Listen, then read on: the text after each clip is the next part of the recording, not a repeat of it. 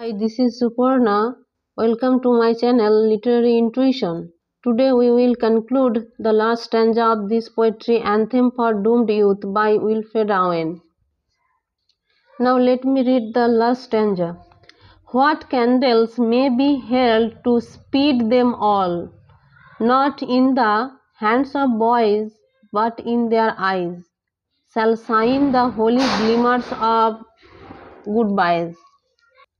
The pallor of girls' brows shall be their pearl, their flowers the tenderness of patient minds, and each slow dusk are drawing down of blinds. So let me discuss the last stanza in detail. We have seen that the poet has a mocking tone in the first stanza. In the first stanza, poet has shown that the life of the soldiers were not considered as valuable matters. When they were alive, they were used as war tools, and they die in the battlefield just like cattle. And after their death, the religious people have arranged death funeral practices for them so that they easily get heaven. And poet think that all those matters are mockery for their life. And in the first stanza, the poet has a tone of mockery, and that tone is still continuing even in the last stanza. During the World War I, countless soldiers died in the battlefield. It is known to all. It is as if poet is mocking the matter of traffic jam on the way to the grave or to the heaven. So the church people are performing funeral rituals very quickly. They are quickly singing, quickly praying goodbyes to the dead soldiers, and it is believed that there is darkness after death. So poet is rhetorically asking about a special kind of candles which will reduce the darkness of the path of the dead soldiers. That's why poet says, what candles may be held to speed them all? Them means soldiers. Speed is required here so that there we don't see traffic jam on the road of dead people, on the road of dead people for the grave or for the heaven. And there is no time for paying goodbyes by their hands. That's why the boys are not paying goodbyes by their hands, not in the hands of boys, but in their eyes shall shine the holy glimmers of goodbyes. Poet says the boys present in the church for funeral practices are perhaps tired because of continuous passing bells performance. That is why they are no longer waving their hands to the dead bodies for goodbyes. They are paying goodbyes with their eyes, having shiny, holy glimmers. Maybe they become motionless, thinking about their own future. Or maybe there will be a time when they take the position of the dead soldiers in future, as only young men are chosen for fighting in the war. That means the boys will be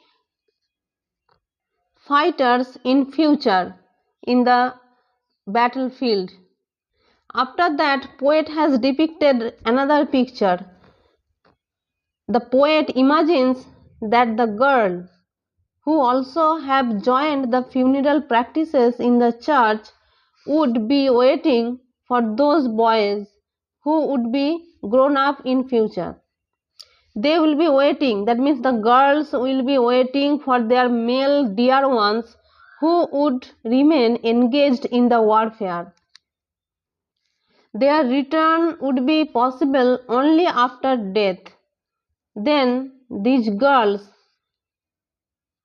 will lament, falling over their dead dear ones, and countless dead bodies will create scarcity of pall or coffin covering cloths.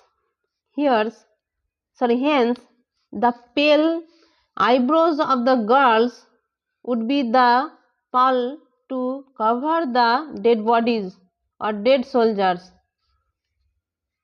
or their dear ones. Their eyebrows will be pale because of continuous crying or lamenting for the dear ones who will be dead in the battlefield. The girls will be waiting with flowers and tender patient mind to receive the dead ones. It is as if this waiting has no ending. They will wait for dead bodies, and after funeral practices they will be waiting for reunion with their dear ones after their own death. That means waiting is a lifelong process for girls or ladies. They will wait from every dawn to dusk, because when dusk will come, it will make everything blind. It has that power. Even dusk will blind the waiting eyes of those girls. This is how, in this last stanza, the poet has portrayed two different types of imageries, keeping in mind the future of those church boys and girls who are engaged in performing the rituals for the dead soldiers. Now let me highlight the themes of this poetry. There is a question about funeral practices, because poet has lost religious faith. He has doubt about religion. Religion always talks about peace, but here we have seen the image of war, the image of horror. So obviously there is question on religion. Death is another theme of this poetry. Death is natural to each and everyone, but dying in the battlefield is nothing but mockery, poet thinks, because war gives us nothing but waste. And war is also destructions of humans. Because of World War or First World War, we are going to face a darkening world. It is as if there is no light in this world. We are going towards darkness of the world. Then another theme is uncertain future of the boys and girls who are engaged in death funeral practices. So the future of mankind is in question in this poetry. The rhyme scheme of this poetry is A B A B C D C D, 8 lines. E F F E G G, sestet. This means this poetry is one type of sonnet. So that's all today. If you like my video, please like, share and subscribe. Thank you.